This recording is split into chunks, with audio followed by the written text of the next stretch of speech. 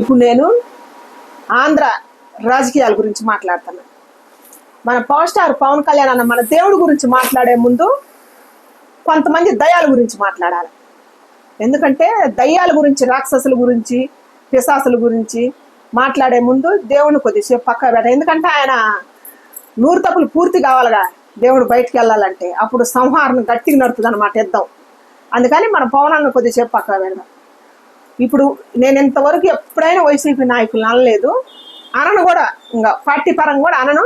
కాకపోతే పిచ్చి ముదిరింది. ఎందుకంటే ప్రజలకు సేవ చేయాలని వచ్చిన వాళ్ళు ప్రజలను నమ్మి మిమ్మల్ని గెలిపించుకుంటే మీరు ప్రజలకు న్యాయం చేయకుండా కుల పిచ్చి, మత పిచ్చి, మతం బట్టి, కొవ్వు బట్టి కొట్టుకొని ఆంధ్ర రాష్ట్రంలో పార్టీ పరంగా విధ్వంసం చుట్టెత్తున్నారు కాబట్టి, గొడవలు లేపుతున్నారు కాబట్టి మీకే చెప్తున్నా. ఎవరికంటే జగనన్న పార్టీలో ఉండేవాళ్ళకి, ఎవరికి అంపటి రాంబాబు అన్నకి, పేర్లు నాని అన్నకి, మరి రోజక్కకి, శ్యామలి అక్కకి, శ్యామల అక్క ఆ వయసు ఎంత, ప్రతి ఒక్కరికి చెబుతాను. దయచేసి మీరు అమరావతి రాజధానికి పోయింది ఏమిటి, కొట్లాటకు పోయారా, రాజధాని కట్టడానికి పోయారా, లేకపోతే రాజధాని నిర్మాణానికి పోయారా, వద్దని చెప్పి చెడగొడతానికి పోయారా? ఎందుకు పోయారన్నా? మీరు ప్రజలు గెలిపించుకున్న ప్రజా నాయకులు. అసలు అంపటి రాంబాబు అన్న అయితే ఇదివరకు సినిమాలలో వచ్చేది రావిరెడ్డి అని, మరి రావు గోపాలరావు గారు అని. అప్పుడు ఆ రోజుల్లో రౌడీలు గుర్తొచ్చారు అనమాట నాకు. ఆయన పోలీసు వారిని తోసే విధానం ఎంత ధైర్యం. పదవిలో లేకపోయినా కూడా పోలీసు వారి ఎస్ఐ ఎదురు రూమ్ మీద చెనికి నెడతాడు.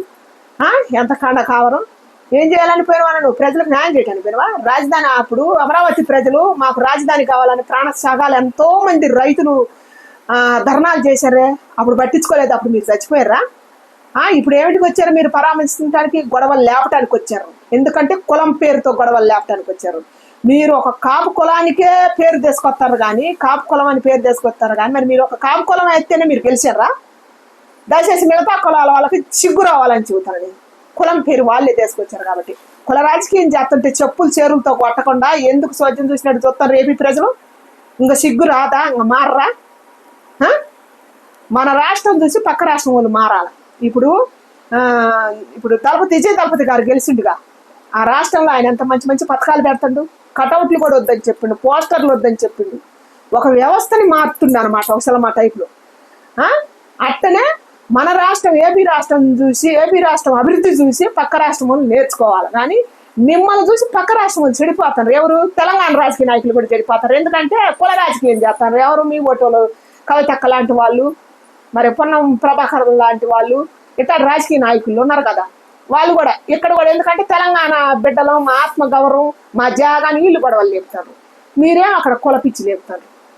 వీళ్ళందరి మధ్య దురాఘాతం ఎక్కువైతుంది, అధర్మం పెరిగిపోతుంది. కాబట్టి ఇప్పుడు పవన్ కళ్యాణ్ అన్న రావాలా, పవన్ కళ్యాణ్ అన్న రావాలా, అధర్మం మీద యుద్ధం చేయడానికి రావాలంటే జన సైనికులు పవన్ కళ్యాణ్ అన్న ఎంట రావాలి. ఆయన ఆదేశాలు ఇయ్యక ముందే వీళ్ళే ముందు తిరగబడాలి.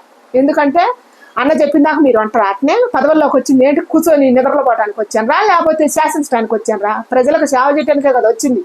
వచ్చినప్పుడు ఒక్కొక్క జనసేన నాయకుడు ఒక్కొక్క వీరుడై తిరగబడాలన్నమాట. తిరగబడి అడగాల. వైసీపీ నాయకులు పదవిలో లేకపోయినా కూడా కుల రాజకీయం చేసి ప్రజలను రెచ్చగొడుతున్నప్పుడు, మీరు మంచి చేస్తున్నప్పుడు మీ నోర్లు ఎందుకు మోగపోవాలి? తిరగబడాలి కదా, తిరగబడి అడగాలి కదా. అన్న చెబుతుండు కదా, చేతులు ముడుచుకొని కూర్చొని ఇంకో చూసిన అన్నాలు చూసినా ఇంకో చూసేది లేదని. అందుకనే పవన్ అన్న ఒక ఆడ కూతురు, జగనన్న 5 ఏళ్ళు పరిపాలన చేసిన ముఖ్యమంత్రిగా, చంద్రబాబు నాయుడు అన్న 4 సార్లు ముఖ్యమంత్రిగా పరిపాలన, ఇప్పుడు పరిపాలనలో ముఖ్యమంత్రిగానే చేస్తాడు. కానీ ఏ రాష్ట్రంలో కష్టం వచ్చినా కూడా ప్రతి మహిళ కానీ, ప్రతి యువత కానీ కష్టం వస్తే పవన్ అన్న పేరు వస్తుంది.